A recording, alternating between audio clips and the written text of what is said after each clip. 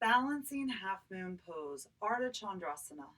Now, you may remember that this is also called Ardha Chandrasana. Yep, it is. I also sometimes call this standing side bend pose, or I call this, this is half moon.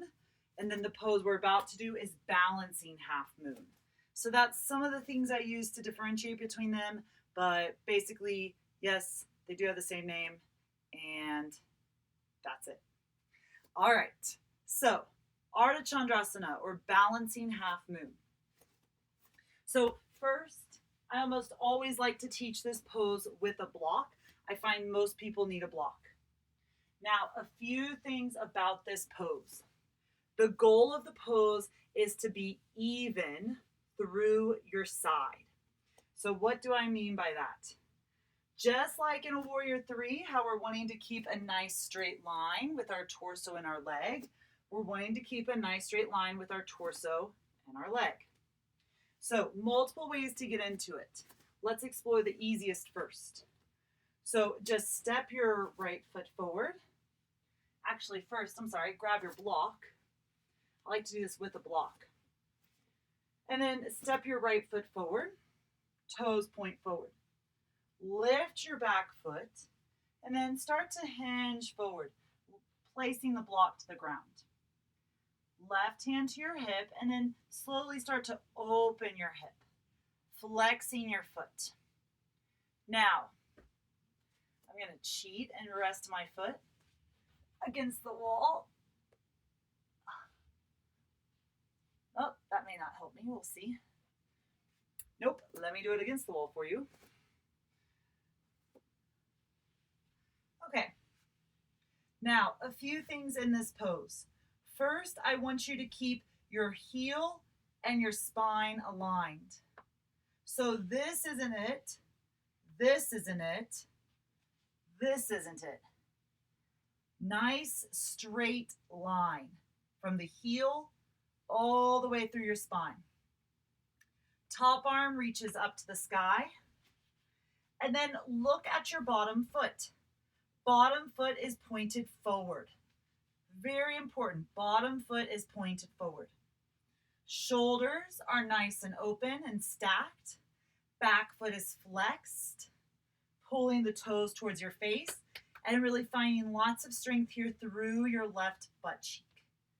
Try not to lean into your hand. You don't even need a block. Most people are trying to come down to the ground, and that's okay as long as your leg can lift. But this won't cut it. You gotta lift that leg up if you want your hand to the ground. It's gonna kind of vary based on how long your arms are. It's a little bit easier for me to reach the ground because I have a nice long torso, and then my arms can easily reach. Plus lots of hip strength to keep that hip lifted. You will feel it in your butt cheek. Okay, so other ways. First, I really encourage you to practice this pose against a wall. It's a really nice opening pose. I get a huge stretch through my side body as I do this pose. It's a nice hip opener as well. There's lots of amazing things with this pose, but it's a balancing pose, so it's freaking hard. So whenever we can actually do this pose against a wall, it gives us the support and the foundation to actually explore the opening. Gosh, isn't that so true about life too? We need that solid foundation before we can even think about reaching out and exploring and expanding. We need sometimes a wall in our life just to hold us up. Anyways, there's your little spiritual knowledge for this pose or for today.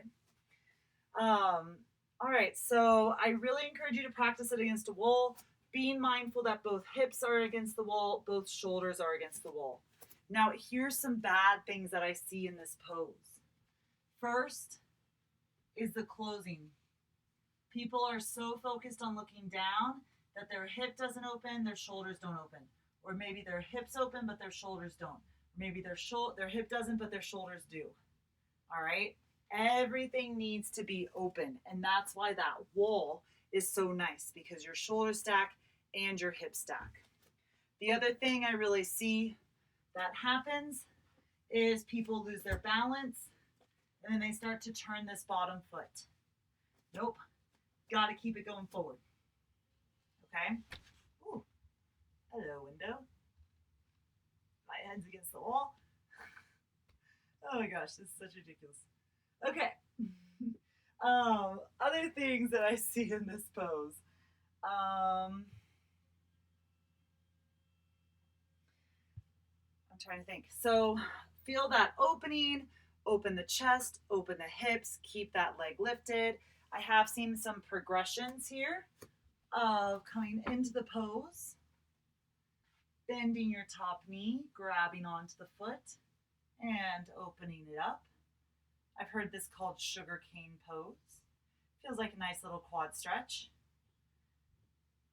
Oh, that does feel really nice. So you can always explore that advancement with your students. Obviously, it's not for everyone, especially if you can't grab the foot. Use a block, I always encourage. Other ways to come into this pose. So the first way that I showed was the easiest. You take the block, you step it forward, and you start to lift. Oh, I also remember things to watch out for. Where do you look? That's always what people ask me. Where am I supposed to look? So I encourage people to start by looking down, and then where your eyes go, the rest of your body will follow. So balance is so hard because of the eye gaze. So only when you feel comfortable do you start to slowly look up. There are many days that I stay looking down at the ground the entire time.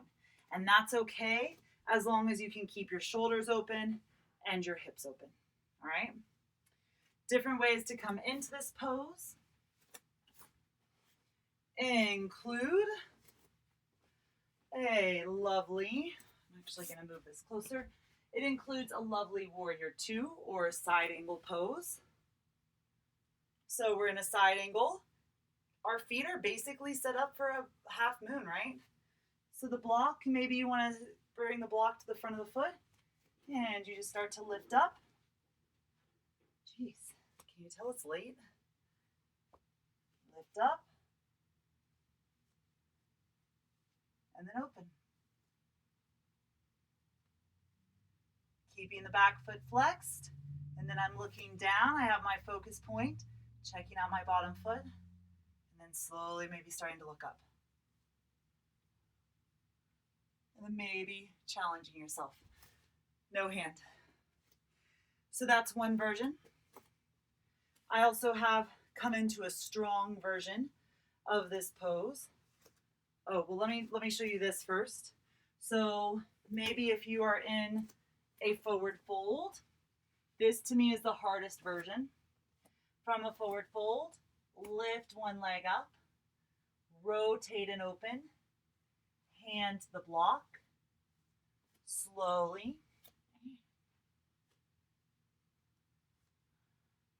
start to open and lift.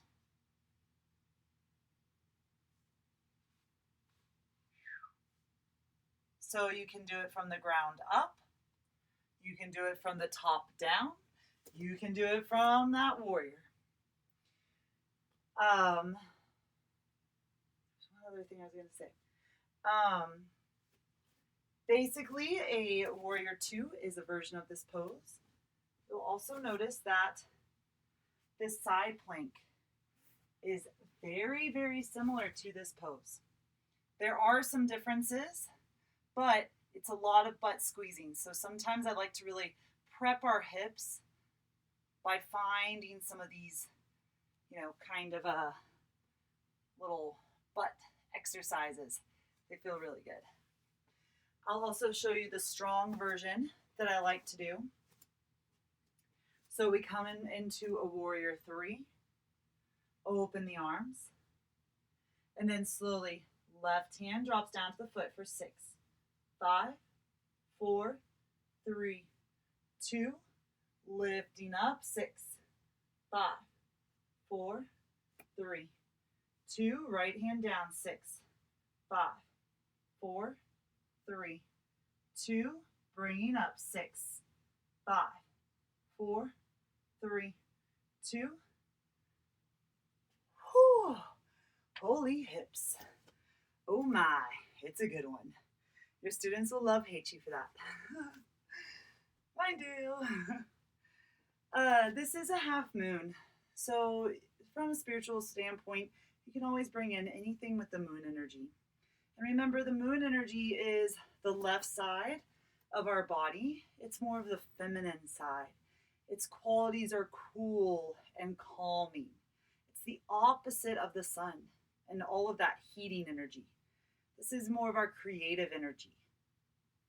So really kind of try and maybe bring in some of that coolness, calmness, creativity that you may need in your classes. And always feel free to talk about the feminine and how we need that equal balance between masculine and feminine. Doesn't matter if you're man or woman. We need that equal balance between the two.